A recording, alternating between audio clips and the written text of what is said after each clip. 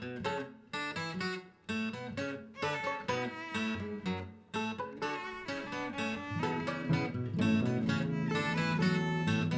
is Pretty Much Poppin', a culture podcast serving up tender family drama, medical mystery, and projectile vomit in equal proportions. Today we're talking about The Exorcist, both the original 1973 film directed by William Friedkin based on the 1971 novel by William Peter Blatty, as well as the subsequent attempts at sequels ending in the current David Gordon Green film, The Exorcist Believer. I'm Mark Linsenmayer, also known for speaking in eerie, profane voices and emitting foul smells. I'm Al Baker, every bit as scary as my reputation, but frequently misunderstood. I'm Sarahlyn Bruck, and after watching The Exorcist, I now know why my teenager just leaves her dirty dishes in the sink. I mean, the dishwasher is right there. My child would never do that. Wow. My name is Lawrence Ware, coming from Oklahoma City, and pea soup does not look like vomit. It doesn't. It does not look like vomit. Nothing like it. Not at all. What would you, so that's your main beef with the original movie? I wouldn't say it's my main beef. It's just that, like, honestly, the effects have not dated well. The effects have not dated well. The drama is good. The overall sense of dread is good. The effects have not dated well at all. Since you've gone right into like nitpicking a masterpiece movie, can I just say I don't think the vomit is supposed to be realistic. I think it's supposed to be weird vomit because she's possessed by a demon who's making her vomit. No, it's supposed to be vomit. It's supposed to be real vomit. And that pea soup was fine for when does this movie come out? 1970, 1980? What year was that? 73. It's fine for 73. 2023, it does not pass a sniff test. It does not. I mean, they cut out the scene where she was eating the pea soup. That's the thing. Like, it's hard to get her to eat anything. Listen, Al is right. The movie is a masterpiece. I love the movie. I love the dread. I love everything about it. The actual effects in 2023 do not hold up. I will die on that hill. The effects do not hold up. Her face doesn't look properly mutilated. The pea soup is terrible. The head turning around, you can tell that's not real. I'm sorry, the effects do not hold up. I think this is not where I expected this discussion to start, but I'm really happy to disagree with you profoundly because I think the effects do hold up because they do not. They do not. They do hold up. Firstly, because they're all practical and they all look like the makeup on Linda Blair's face is incredible. Like all of the shaking around in the bed, all of the parts where they were clearly seriously injuring their actors look fantastic because they're genuinely wow. So the actual injury looks great. Okay. Oh, it looks fantastic. But it does, yeah. but the main thing, the reason why all of the effects, even though some of them like don't look as hyper realistic maybe as a CGI as a modern piece of CGI would do, but it all hits so much harder than almost any recent horror film I've seen because I agree with that. The masterful way that the tension is built up in between all of those scenes. It's that. So here, this was the first time that I've seen The Exorcist, and it now might be one of my favorite films. It's incredible. That was the first time you saw The Exorcist. Wow. Yeah. And you watched only the director's cut, I assume, or did you? I think so because I think it had some of because I know. This is another interesting thing about this movie. I know so much about this movie because even though I've never seen it, because it's impossible not to know about the split pea soup, about the spider walk, about the like various things that happen with a crucifix. But it was still so surprising. Like so much about the film was so surprising and thrilling just to sit through it, even though I knew so many of the key beats. I'm sorry, Mark. What was the question that you asked me? I don't even know at this point. We haven't asked the question yet. I just jumped into criticizing it, and Al got really defensive of it. Yeah, although I will say I was surprised how much I love this movie. A little bit of a spoiler. I do. So The Exorcist Believer. I guess I'm spoiling this. I don't love that one. I don't think it's a really good sequel to it. We'll get to it when we get to it. There is another movie that no one's mentioned that is out right now in the theaters. It'll come out on Shudder on the 27th of October. It is the perfect movie to watch with this movie, but it is so deeply upsetting. We'll get there. We'll get there. Well, but okay, then practical effects aside, whether or not they work for you, what about the how effective the movie is. I mean, the movie, I would argue today, is still as effective as it I agree. was when it came out. I It do is agree. a terrifying, disturbing movie. And I was just as scared watching it, knowing, and I watched all of those, how they did this and they did that, behind the scenes videos. And it was still just as disturbing for me now as a bona fide adult watching it as it was when I first saw it. Even more so, I think watching it, I didn't see this film as a kid, but the thing that I think one of the many things which is perfect about the original Exorcist is it's really masterful use of theme. So the creators decided, like right at the top, what is scary about this movie is going to be how everybody's faith gets shaken. That's the thing that's scary in The Exorcist, and and I think, sorry, your point was about watching it as an adult. And I think as an adult, you grow to rely very deeply on the things that you like know to be true about the world. Mm-hmm. And when those things get shaken, when your faith gets shaken in like the things you believe politically or like about your society, it's deeply upsetting. We've seen that like play out in real life over the last few years. Like when people's basic political foundations get shaken, it's really, really scary. Even now, yes. And that's the kind of horror that The Exorcist is dealing in, and it's really brilliantly done. Mm-hmm. Right, and I do think that The Exorcist Believer, the sequel to it, the one that's out now, does kind of play with that. It does kind of play with the like. So I don't know how deep we want to get into this, but like there's a character who is an atheist, agnostic, something like that. I'm really not sure what Leslie Odom is in the film, and he has to kind of grapple with us. So that film does try to grapple with that in the first two parts of that film. It's the third half, well, the third part of it, I think it goes haywire. But yeah, the original Exorcist is a masterpiece. It is really, really good. For the time, I'm willing to accept the effects because, I mean, the effects are the effects. It's 1970, it's whatever. I'm just being critical of a film, 50 years, 40 years after it came 50. Out. So I get that I'm being a little unreasonable. That's like saying that The Haunting, the movie that came out in the 60s, doesn't hold up because it came out in the 60s. I mean, I get that I'm being a little unreasonable. It is a masterpiece, however, of tension. It's a masterpiece of suspense. It's a masterpiece of everything else surrounding it, right? The little creature effects, yeah. I don't love them, but it's fine, But that is a masterpiece. But really, it really does a really good job of going to the heart of belief and really shaking that heart. It really, like as a parent watching the film, it really affected me.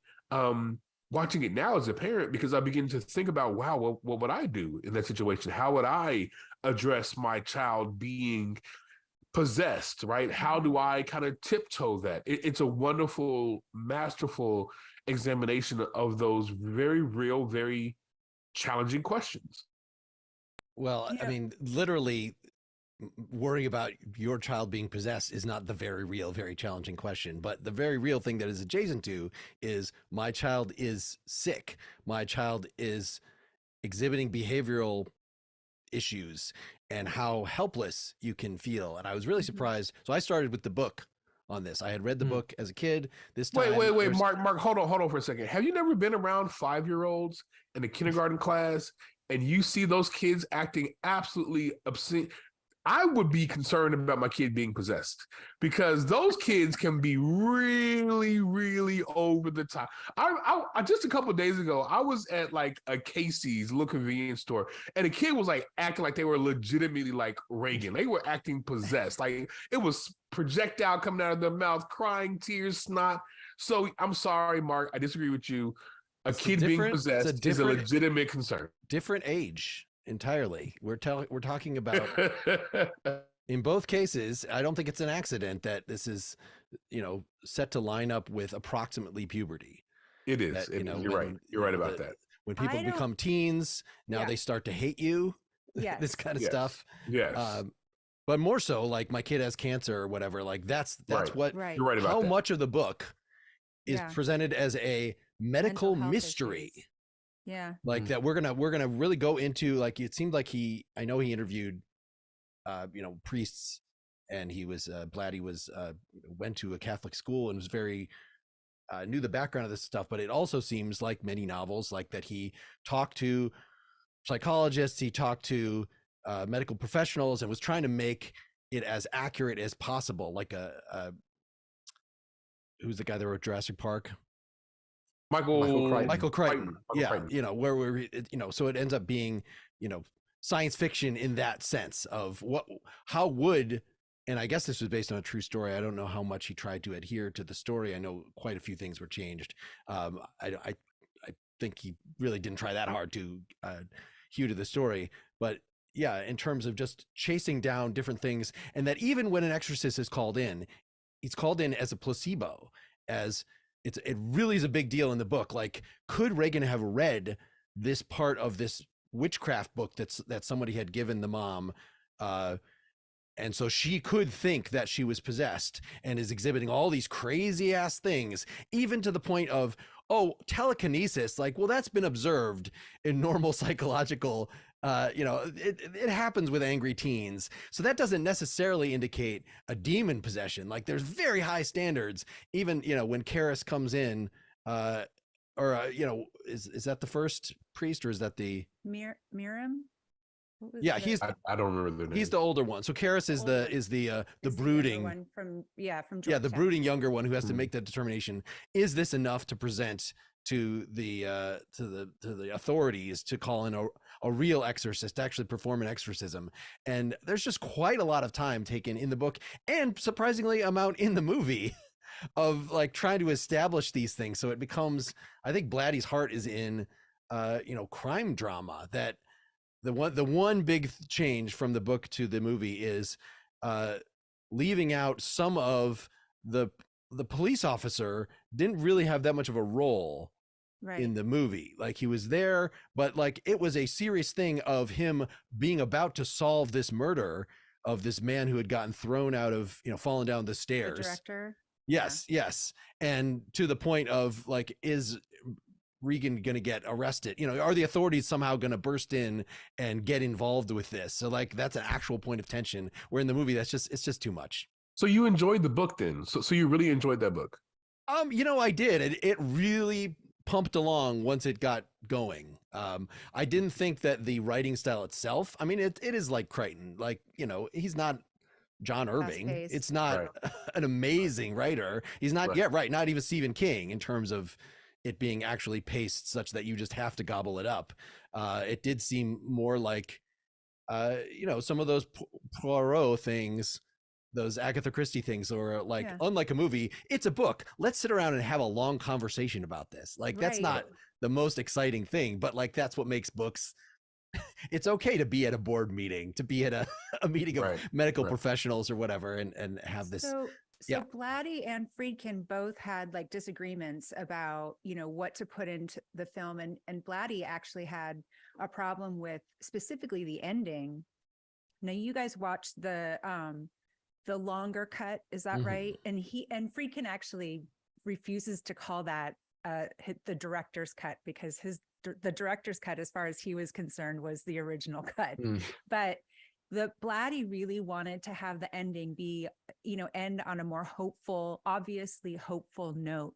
And Friedkin didn't want that. He wanted the audience to be able to come into he knew that the audience is going to be coming into the theater with their own experiences, their own belief system, and take from it what they will, and sort of trusted them to do that. Whereas Blatty didn't want that. He wanted that relationship between the priest and the inspector to be, you know, to kind of give it more of a hopeful feel. What did you guys see that ending? There was specifically the question of whether it could be open to the audience to there was specifically the question of whether the audience would be able to reasonably interpret evil having won. Right, because wasn't it that one of them wanted it to be clear that, like, that in spite of the cost, evil had been vanquished. The author wanted that. Yeah, I thought that was really interesting. I think it's a weird thing to obsess about, because the ending, the sense of the ending for me was just like, yes, like the threat the threat has been vanquished, but the cost was just profound. And I don't know whether like how hopeful can you be after watching that film? It's I think it's a weird thing to get hung up over. Yeah, I mean, I enjoyed the ending. I like the ending that clearly I like the ending that Friedkin had, because Friedkin had the right instincts as a filmmaker, right? He knows what works in the so I just watched yesterday Killers of the Flower Moon. I sat through that entire long 3 hour and 30-minute film. And I've read the book. I know that story because I live in Oklahoma, so like I know that land. I know that story pretty well. And I think that Scorsese differs from that book because he knows filmmaking instincts, and so he knows what's going to make a good film. Same thing with Friedkin. Friedkin was a master filmmaker, and so he knew what was the right choice for the film, for the sake of the film, for the film to be impactful, for the film to be memorable, and so that is the right choice. Blatty is concerned about his book, and he's concerned about the story. The screenplay, though. Say what? He also wrote the screenplay. Yeah, he did, but still, Friedkin is the director, so he's gonna have the final word. And so oftentimes filmmakers actually, just from what I understand, that Blatty wrote the screenplay and Friedkin didn't like it, so they sat down together and like went through the book and sort of rewrote the whole damn thing.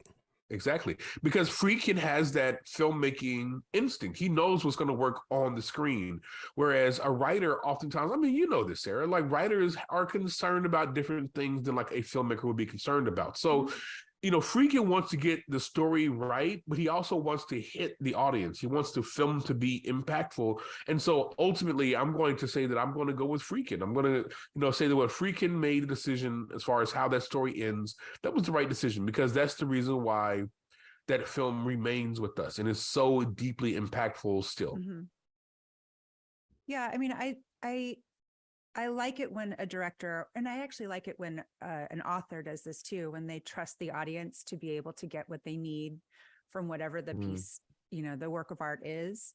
And I did like that, Friedkin and Blatty both seemed to be on the same page about what they thought the piece was about, which was basically good versus evil, right? And all of these other readings that we have about, the fact that it's about girls and women's bodies, that it's about parenthood, all of that seemed either non-existent in Friedkin and Blatty's minds, or completely secondary to what the story that they thought they were trying to tell. But I love that Friedkin said that you can take from this whatever you want. It's almost like when you say, it's no longer mine. Now that it's out in the world, this is no longer mine. It's yours. It's the audience's.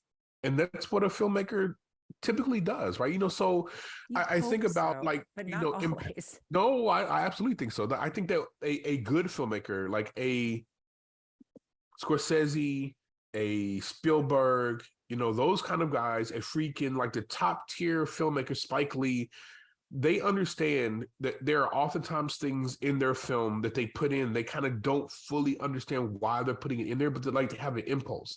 And so they oftentimes will say it's out in the world now, and so you interpret it the way you want to interpret it. Lesser filmmakers, I would argue, would say what I intend is what you should read. And this gets into a whole other aesthetic conversation, but what I intend is what you should read into the film. But a top tier filmmaker, a Steve McQueen level filmmaker, a filmmaker who is not only just a filmmaker, but an artist as well, are going to say what you read into this film is fine. That it's now in the world, you take it, right? But oftentimes the lesser filmmaker is going to be a little bit more hardcore. So I think that saying you read into this film and you take from it what you will, that's top tier filmmaking. That is an artist at work, and that's the reason why I think this film kind of persists. It does.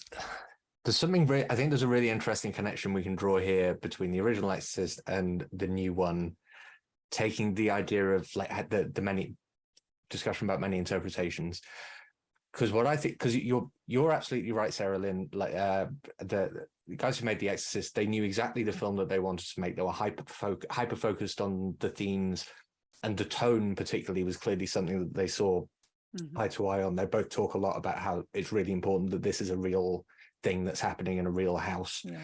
And Yeah, you can. I think the film is like ripe for interpretive readings of all kinds, but the reason it is so that it's rich enough to be able to afford those kinds of readings is because of the clarity and artistic vision that went into it in the first place, like focused on because they're focused on questions of like faith and rationality. That informs like the depth of the conversations and the characters that are in the film, and that makes them all well-rounded, and anything that's sufficiently well-rounded can be interpreted with a number of different lenses. And that's one of the things for me that just makes good, especially good movies, but good art in general.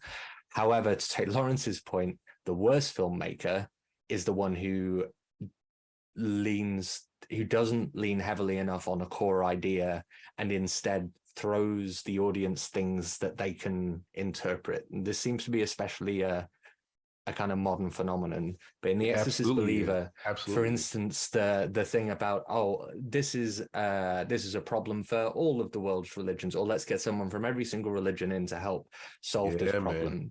You could write a really fucking great essay about the original Exorcist, about like why Catholicism, especially because we've got The Exorcist 2, which is batshit with like tribal stuff. You could write some really interesting essays about like what The Exorcist says about world religion and Catholicism's relationship to world religion. But in The Exorcist Believer, we just get handed it on the plate and say, oh, this is just a global problem now. And it's not interesting, but it's there because the filmmakers think they need to give people things to talk about to make the film interesting. When they don't, they just need to make an interesting film. Yeah. I kind of want to talk about what might be seen as the least important part of these films, which is the setup.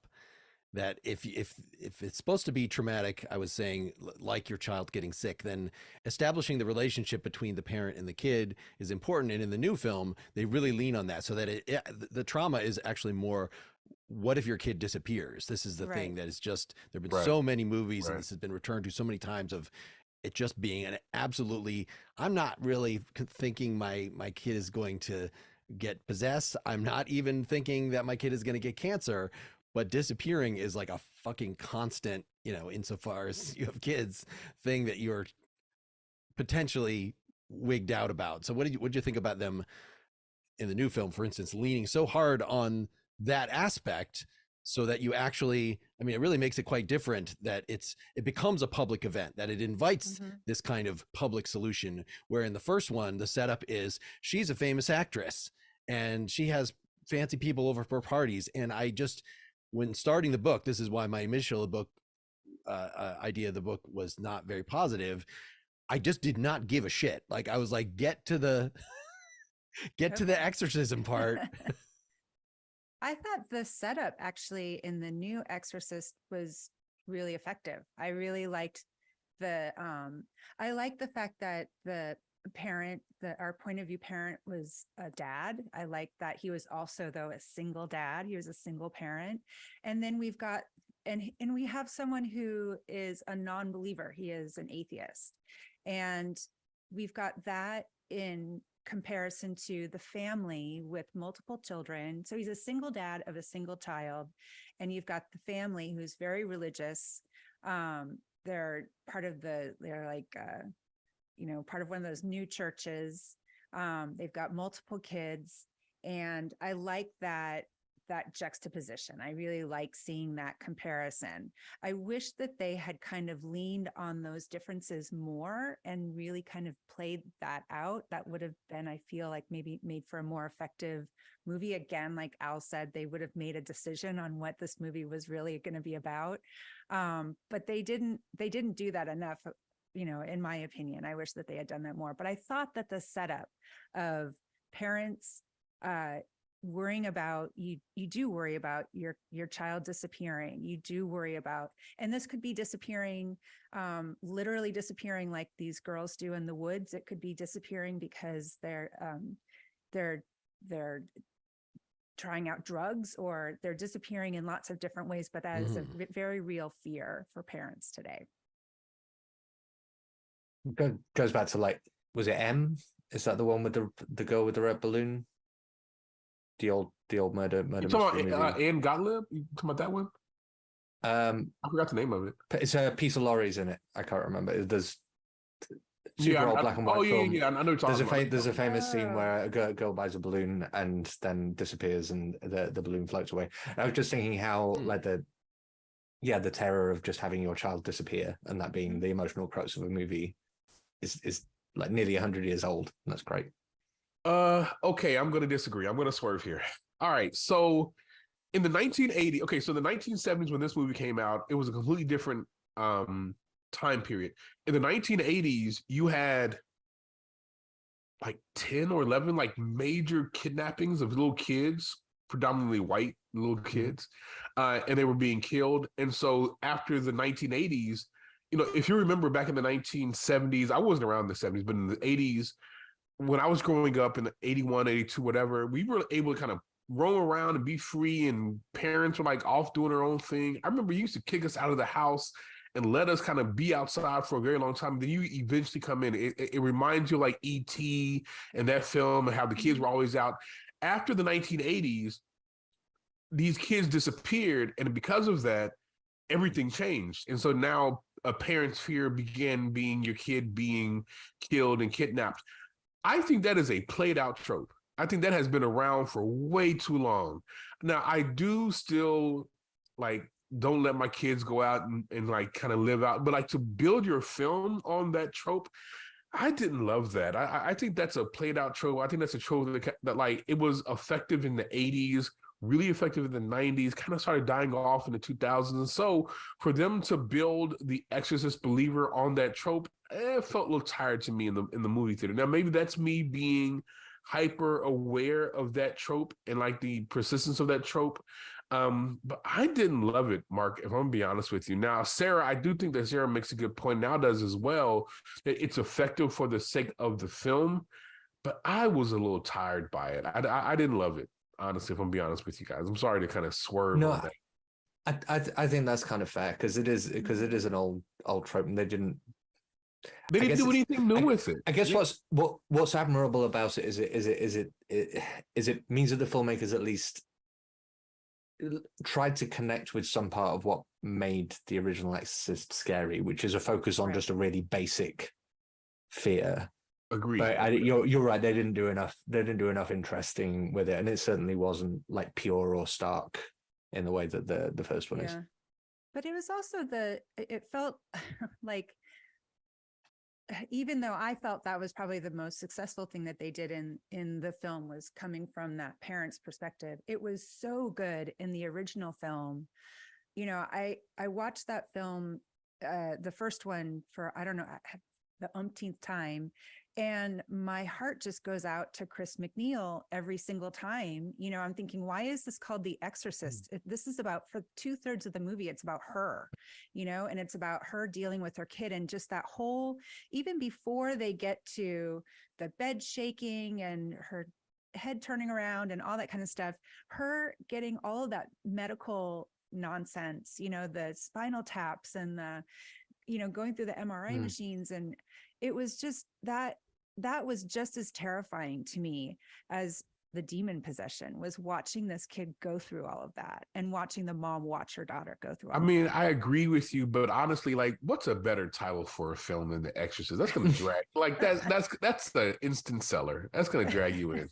Like, title aside, the films that the Exorcist, the original Exorcist, reminded me of more than any were Jaws and Erin Brockovich. And what was the second one? What was the second one? Erin Brockovich, because so much of the interesting. Tell me more about that. So much of the emotional drive of the first 2 acts of the movie, say, is the Christine McNeil, is that her name? Chris McNeil being systematically let down by all of these institutions, which she just always assumed she could count on. That's what she believes in.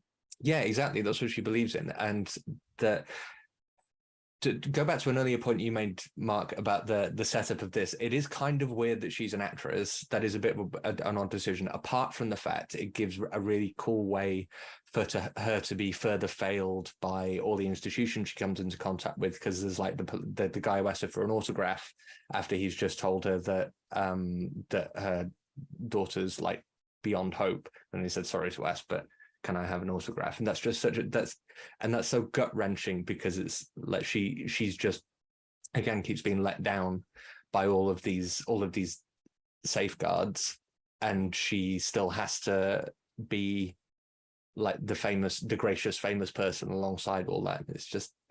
It's brutal. Well, they're also not in their home. So her home is in Los Angeles, and here she is all the way across the country, in a temporary spot.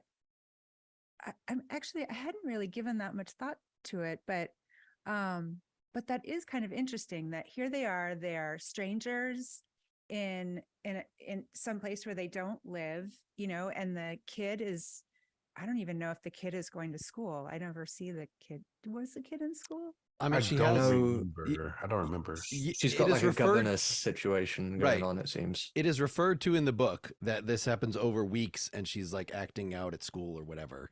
But it's not even shown. It's not. But yeah, it's mostly shown that she has this tutor who's religious and who tells her about some religious stuff. Is that the woman, the assistant that was living with them? Is that? I think so. Yeah, I think so. Oh. There's a good story reason for that to be the case as well, because it's like useful for the story that she doesn't have anybody to lean on apart from like the local police and whoever else. Yeah, I mean, I imagine that in the book it probably goes into more detail of like laying that out, but in the film, the fact that she's isolated really kind of drives home the theme that Friedkin's trying to hit. So though Mark can probably tell us more about what actually happened here in the book, the film does a really good job of kind of isolating her and really making us kind of dwell with that isolation, which I think is a filmmaking choice, but I think was the right one for the film. I feel like I want to talk about Exorcist 2. The film Exorcist 2? Oh, yes. Why? Why do you want to talk about? Okay, that makes you a heretic. Wait a second. Before Mark goes on this diatribe, because Exorcist 2 was a bad film. Before Mark goes on this diatribe, those of you who are listening understand that the Exorcist film Believer that is in the film now, that is in the theaters now, it is a sequel to the original Exorcist film. It does not take. Don't look at Mark. Don't do that. It is ambiguous. It is a sequel. The filmmakers have said this. It is a sequel to the original Exorcist film, and so Exorcist 2, Exorcist 3, the other two Exorcist prequel movies, those films do not come into dialogue with the new film. They don't come into dialogue. It doesn't mean that they're not compatible. And that's a real shame. Yeah, that's a real shame, because the Exorcist 3, the Exorcist 3 is great. It doesn't, like the Exorcist 2. All right, the Halloween films that they were talking about, the Halloween films that David Gordon Green made, they are not in dialogue with like Halloween 2, but Halloween 2 is like one of my favorite Halloween films. Exorcist 2 is bad, man. Like, it is a bad film. I do not like that film. So whatever Mark's about to say, keep that in mind, that I don't agree with that film being good. Go, Mark. But I want to hear what Mark has to say about it. Go, Mark. So I was ready for it to be just the worst thing. I saw it many years ago, probably as a young adult, not as, when I saw the original, but there were images in that stuck with me. That I guess it is known for. The director is very visual, and so there are a bunch of images that are kind of cool. It doesn't make any sense. It is a bad film, but good like there were some, so like this goofy sci-fi that for some reason I find a little compelling. Of, okay, we're gonna bring you down. We're gonna hypnotize you. Let's bring you down to my level. Your tone is going beep beep beep. Bring it down. Now we gotta match our tones, and therefore we're in ESP with each other. What a silly setup that then is, sets this thing for the whole movie of, why this is so bad. Richard Burton is psychically connected to the grown up or slightly grown up Regan. I mean, it's bad. There's 3, a lot of psychedelic, Exorcist 2, really bad. Psychedelic stuff in it, but it does, it's not actually like, it wasn't as bad as I thought it was going to be, even moment to moment. It wasn't as boring as I thought it was going to be, but that's not saying much. It's just quite perplexing, really. it's definitely a bad movie, but I think it's worth watching just because it's really just because it prompts so many questions about why they made that movie. Because the first one was so successful. Well, yeah, but then why do that? Because it wasn't like it was the easiest. Listeners, I disagree with It wasn't Al. I lazy, disagree but- with Mark. Do not watch that second film. Don't do it. Just don't do it. It is so bad. It is I mean, just so bad. compared to something like Wishmaster or there are many Not bad Wishmaster. horror movies that just have nothing interesting about them.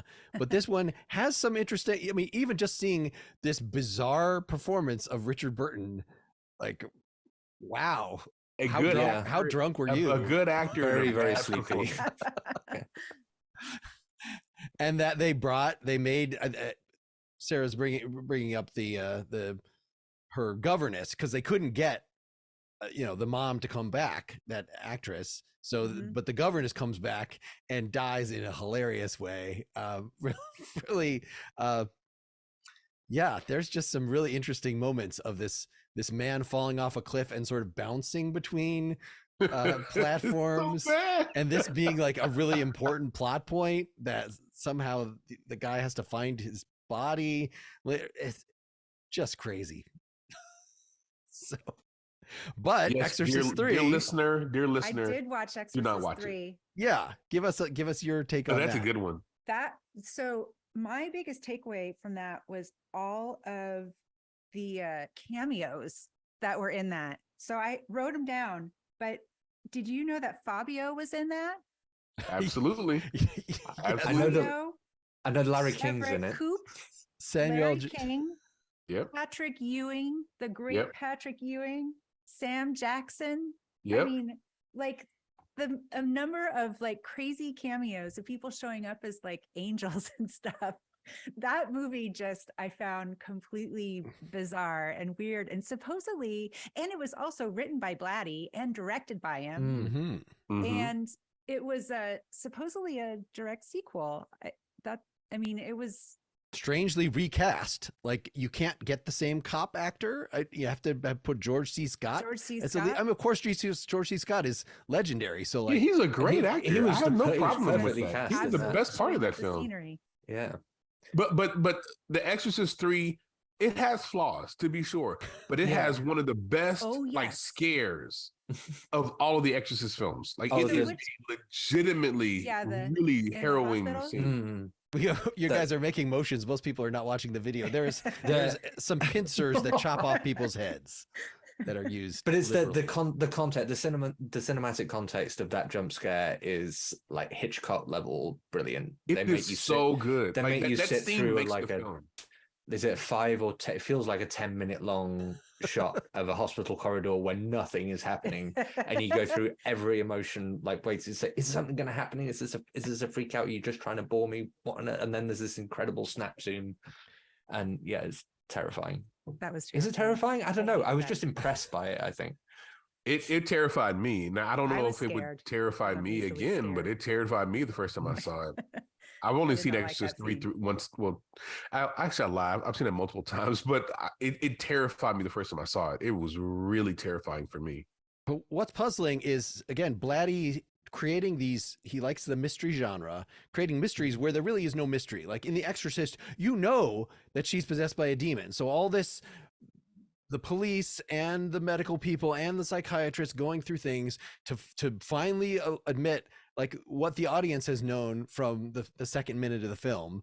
And in this thing, it was, who's committing these murders? Obviously, it is the demon, and the demon can possess people. So Isn't that just a kind of horror writing, though? Is that because the way you were I've not read The Exorcist, but the way you're describing it reminded me of Lovecraft stories, where it usually starts with like just some hard-bitten private detective investigating something apparently mundane, and then it's slowly revealed that it's beyond everybody's comprehension and therefore horrible.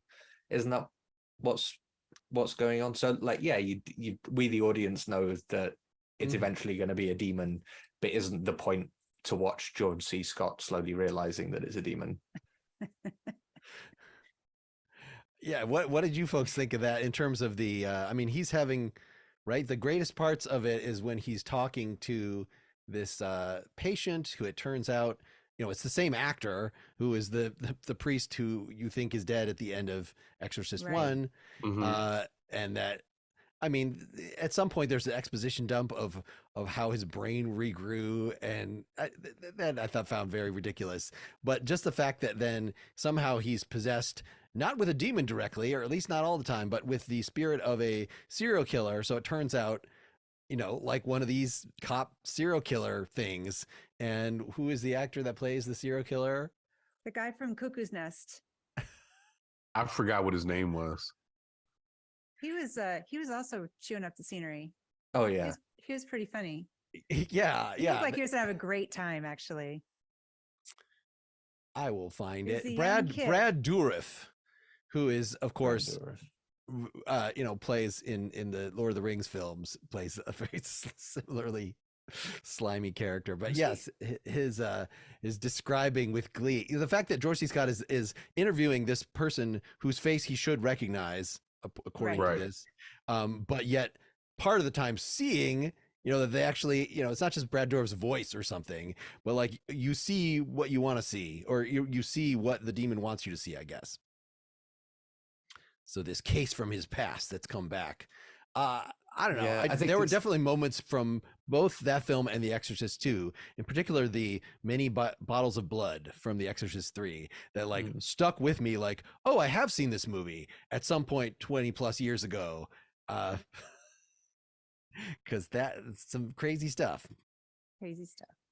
But The Exorcist 3 is okay. It's a better film than The Exorcist 2. It's not a great film. It has good moments. I think that the George C. Scott performance is really good, actually. But honestly, George C. Scott, like, he's never really bad. He's decent. But without a doubt, you could live without watching the Exorcist sequels. Like, just live without those. Stick with the first one. Don't even watch Exorcist Believer, to be honest. I was really disappointed by the new film. Like, just stick with the Exorcist. That's really giving you what you want. Really, if you want a really good double feature, there's a film out now called Evil Lurks. It's an Argentinian film. It's going to come to Shudder on October the 27th. Now, that is a really good double feature with the original Exorcist. That's the really only film that I would argue. Now, I want to warn you, it's a mean film. Content warning, kids die. It's a mean film. But it is a great film. It is a really good, disturbing film to watch with The Exorcist. But that's the only film I would kind of put with it. I don't think anything else, because The Exorcist kind of started a number of different kind of films where people are being possessed. And there's like found footage films about people being possessed. There's like standard films about people being possessed. I don't love any of the ones that I've seen. The only one that I would argue would be this new one that's kind of out now, and that's just happenstance that is out now. I don't love possession films anymore. So a little while ago, maybe it was Halloween last year, we talked about the Halloween film franchise and what's his name? Something Gordon Green. David Gordon Green. Yep. David Gordon Green was a director of the new Halloween movies, and I remember you absolutely hated all of them, like pretty much without exception. I think I found some redeeming features in them, but we don't have to talk about that. I wondered, Lawrence, whether you think, like, David Gordon Green, was he worse at, did he butcher The Exorcist more, or did he butcher Halloween more, in your opinion? I wanted to ask you that. Oh boy. Okay. I'm going to say he butchered The Exorcist more, because that 2018 Halloween film is legitimately good to me. I really enjoy that film. Halloween Kills is not as good as that, but it's not like a terrible film. Now, the Halloween Ends thing kind of falls off a cliff for me.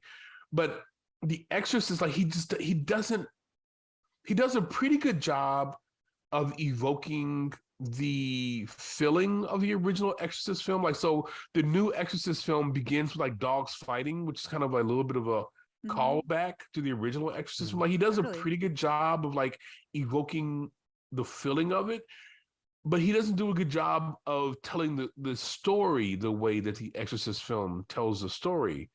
So he does much better with Halloween to me, even though he fails in that third film, than he does with The Exorcist. Now we'll see, because this new Exorcist film is already a success. It's already going to be a sequel to it. It's already going to do what it needs to do. So we'll see what he does moving forward, but I am not at all confident that he's going to kind of hold up, because the original Halloween film, like the very, very first one, the John Carpenter one, it's a good film. It's a great film, but it's not a masterpiece. The Exorcist is a masterpiece, right? And so for him to follow up The Exorcist, he has to really be firing on all cylinders, and he's just not. And so there's a little bit more of a forgiveness when it comes to Halloween, but there is no forgiveness, at least with me, with The Exorcist, because it doesn't matter if you like horror or not. The Exorcist is a good film. It is a good film. It's a masterpiece. It's a shining level film. So for him to fumble as bad as he did with this Exorcist Believer film, he fails on this one. Well, he's going to do he's going to do a new Citizen Kane trilogy. That is a terrible joke. And if he were to do something like that, I would go up to him and punch him. I would punch him personally if he would have touched Citizen Kane. Casablanca trilogy. I would fight him personally. I wonder if The Exorcist, I had heard, and no spoilers or anything, but I had heard with Believer that because they had made it during COVID, they really had to protect Ellen Burstyn because she's like 90, and so I think that kind of, I'm betting it kind of screwed up with the plot, because her character just got such short shrift. I mean, I was so looking forward to seeing her, and the way that they had set it up was that she was going to be a major player. And I wonder if Exorcist is just not, the Believer movie is just not as successful as the new Halloweens, because they were able to use Jamie Lee Curtis in a more successful way. I don't know. I was surprised she was in it as much as she was. I had heard that she didn't want to do it. She didn't want to do it. They paid her a lot of money that she gave to charity. And so that, she would just show up for a couple scenes, and that's what I expected. So they paid her so she could set up an acting scholarship, which is really neat. Did they really? Oh, really? Yeah, that's what she wanted the money for. She got stupid money off them, so that she could set up an acting scholarship, I think, at the college she works at. Good. I did not dislike the movie. As a movie going experience, I went to the theater during the day. I was the only person in this small theater. Oh my God. So I felt like I could pull out my phone if I wanted. I'm not going to bother anybody, but I mean, I'm not going to say I was super gripped, but like compared to my experience watching the two prequels, which were actively boring, I was not bored during this. And I feel like there's a light on, that there's an intelligent filmmaker who is trying to figure out, a set of filmmakers who are trying to figure out how to respond to the material, how to not make exactly the same movie, but how to make as much of the same movie that, people would not complain. One thing we didn't mention with The Exorcist 3, Blatty was forced to add in an actual exorcist because it was all about George C. Scott solving this thing. And so like after he had cut it, they said, no, you got to actually have an exorcism in there. So they like came up with this, or, use this priest character who's a minor character to have him come in and get killed in a goofy effect laden way. Anyway, audiences are expecting something, and I think David Gordon Green and them know what they're expecting. And so we're trying to do, I don't know, I'm seeing it from their perspective. I'm maybe it's impure. Didn't Blatty, so there's an interesting related point to that story, is it didn't Blatty not want to call it an Exorcist movie at all? Didn't he because the book the third movie was based on was called Legion, right? Yeah. And I think the story was that he didn't want it to be called an Exorcist movie. That was studio pressure too. And then once it was an Exorcist movie, it had to have an Exorcist in it. And I wonder if that just says something about, because the problem with rebooting, just like Lawrence said, the problem with rebooting The Exorcist, which doesn't apply if you're trying to reboot Halloween, is the same issue that you have if you're trying to reboot Star Wars, which is that one of the films in that franchise just happens to be one of the best films ever made.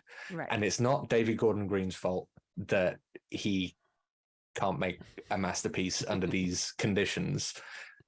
But then maybe just don't just do something else. But you've got to make you got to make sure people go and see it, and that's why this fucking film exists.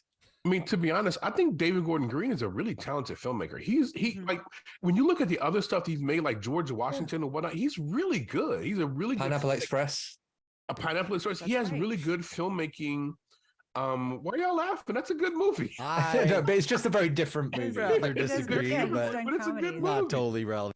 Like he has good filmmaking instincts. I would like to, if he wants to do horror films, which he clearly wants to do, make an original film, right? I would like to see him do a really trashy horror film, because the best Absolutely. thing. Let's talk about Pineapple Express, because it's not a great movie, but it's very good it's a at being the good kind one. of movie Absolutely. that it is, and it It's knows good at what exactly it what it does. is. Mhm. And I think the guy, like, the problem is he's always, the recent horror films, he's always got this huge, like, monolithic, like, not even films, they're just ideas in the pop culture that he has to live up to, and it's impossible.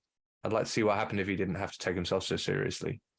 Because like the Halloween films are an entire ethos. I mean, they are huge films. The Exorcist is one of the best movies ever made. So to make a sequel to that, you're tackling too much.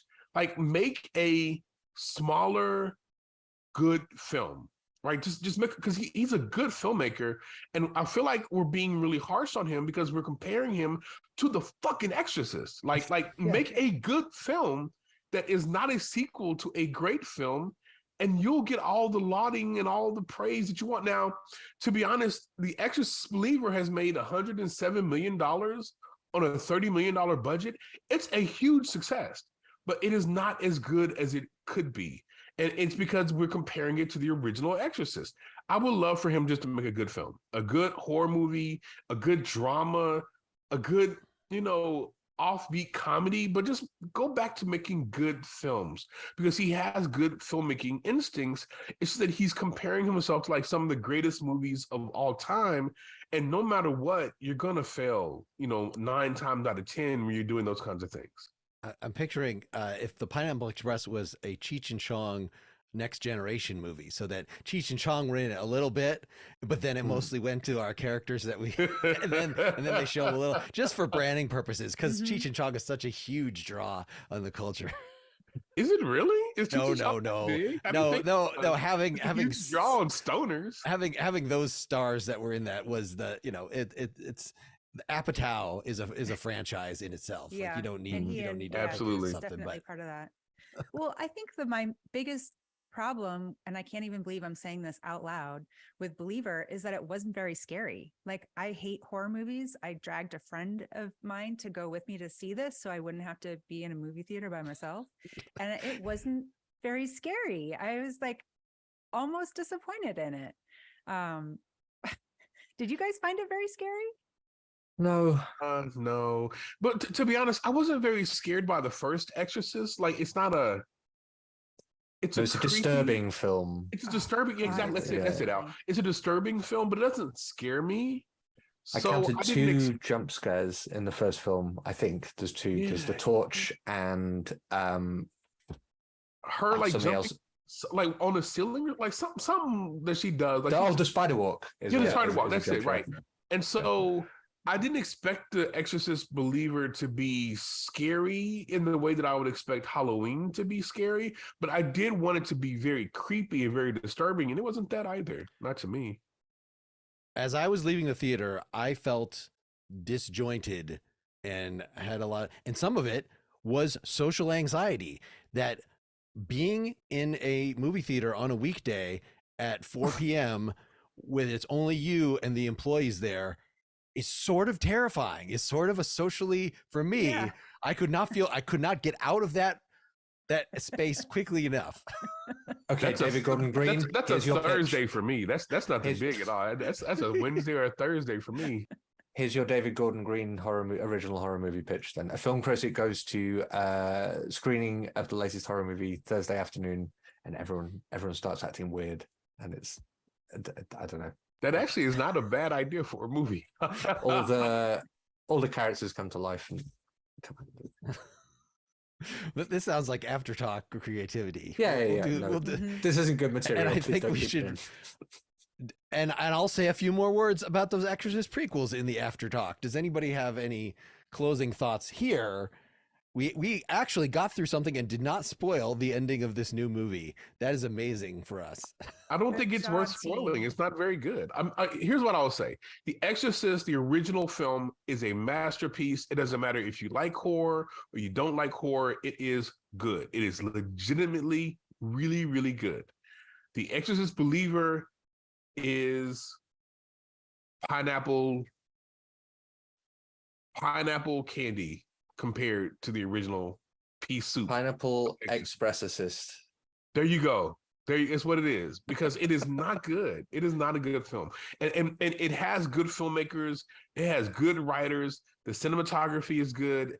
The acting is good. Everything is good about the film except the actual movie. Good people. It is not good. It's not good. And I wish that that he would make a good film, because right now he's kind of pissing on his reputation. Because I was looking at this guy's reputation. Like, this guy made Pineapple Express.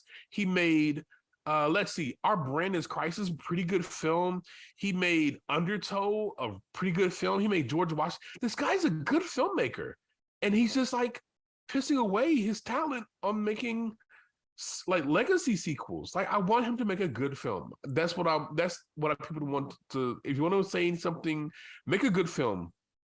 Stop making legacy sequels. My closing thought, I think exorcism as a plot device is problematic because it's basically magic. So what determines whether it's successful or not? Is it just, does the priest have enough faith? Is that, so it seems like in the original Exorcist, to spoil the ending, it is sort of given a trick of like, you can't actually beat the devil. You can't actually just say words and have the devil go away. But if you goad the devil into jumping into your body and kill yourself, well, then that's a little, that's a loophole. And Exorcist 3 has a similar kind of a loophole that I don't completely remember the details of.